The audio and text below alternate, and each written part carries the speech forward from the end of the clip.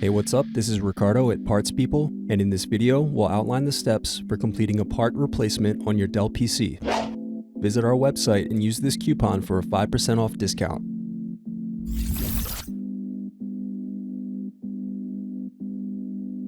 Slide tabs outward to unlock and remove battery.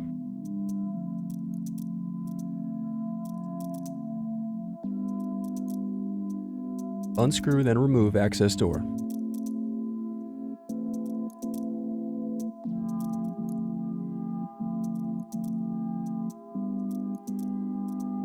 Next, slide out and remove hard drive.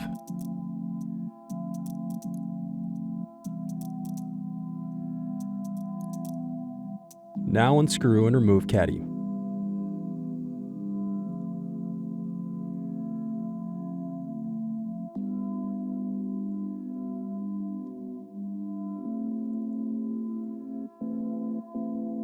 Then disconnect hard drive adapter. Thanks for watching. Don't forget to like and subscribe if you enjoyed this video. And if you need more, check out this playlist to watch other tutorials for your laptop.